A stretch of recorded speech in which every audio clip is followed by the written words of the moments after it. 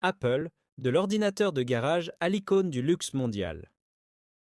Voilà comment on pourrait résumer l'incroyable transformation d'une entreprise fondée par trois jeunes Californiens dans les années 70. Bienvenue dans ce nouvel épisode. Aujourd'hui, nous plongeons dans l'histoire fascinante d'Apple et découvrons comment cette entreprise, autrefois en difficulté, a su se transformer en une marque de luxe inégalée. Si ce sujet vous passionne, n'oubliez pas de laisser un pouce bleu, de vous abonner à la chaîne et d'activer la cloche pour ne rien manquer. Votre soutien est essentiel pour continuer à produire ce type de contenu de qualité.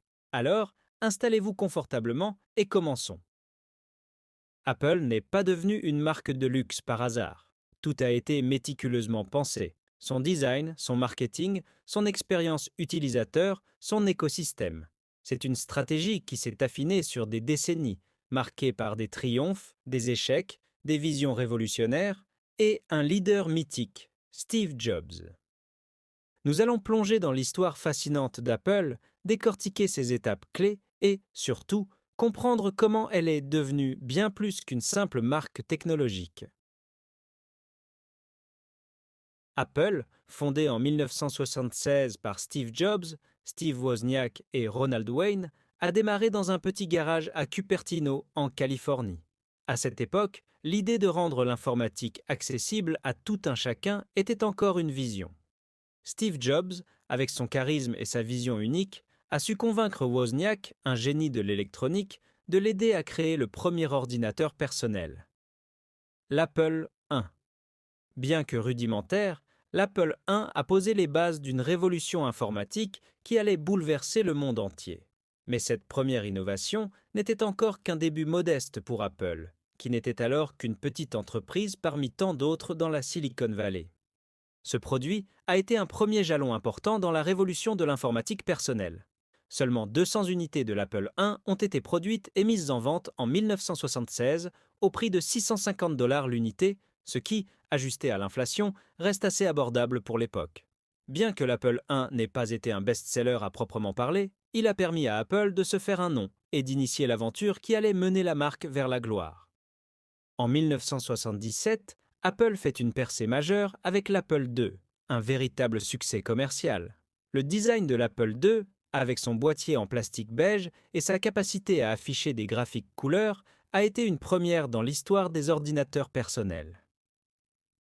Contrairement à son prédécesseur, l'Apple II était conçu pour une utilisation domestique et professionnelle. Ce fut un véritable phénomène dans les années 80, se vendant à plus de 6 millions d'unités, un chiffre impressionnant pour l'époque qui permet à Apple de s'imposer sur le marché mondial. L'Apple II est souvent vu comme l'icône de l'entreprise à ses débuts, marquant l'entrée d'Apple dans le monde des ordinateurs personnels grand public. Malgré l'énorme succès de l'Apple II, les années suivantes furent plus difficiles pour l'entreprise. Après le départ de Steve Jobs en 1985, l'entreprise fit face à des choix stratégiques douteux tels que la création de l'Apple III et du Newton qui n'ont pas rencontré le succès attendu. L'Apple III, par exemple, souffrait de nombreux défauts techniques et le Newton, bien qu'innovant, n'était pas prêt pour un marché qui n'était pas encore prêt à adopter les assistants personnels numériques. Dans les années 90, Apple se retrouve face à une forte concurrence, notamment de la part de Microsoft, et se trouve dans une position fragile. En 1996, Apple annonce des pertes financières importantes et se rapproche de la faillite. Mais c'est justement à ce moment que Steve Jobs, revenu dans l'entreprise en 1997 après un passage à vide avec Next, redonne une direction claire à Apple.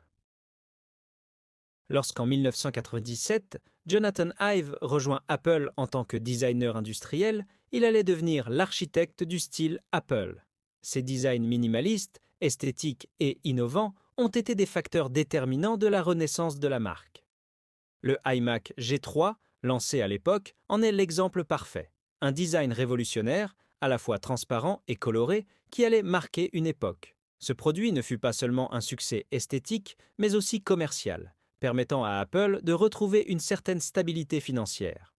En 2001, Apple lançait l'iPod, un produit qui allait changer non seulement l'industrie de la musique, mais aussi la perception d'Apple comme simple fabricant d'ordinateurs. Ce produit iconique, qui permettait de stocker des milliers de chansons, a été un véritable succès exponentiellement populaire dans le monde entier.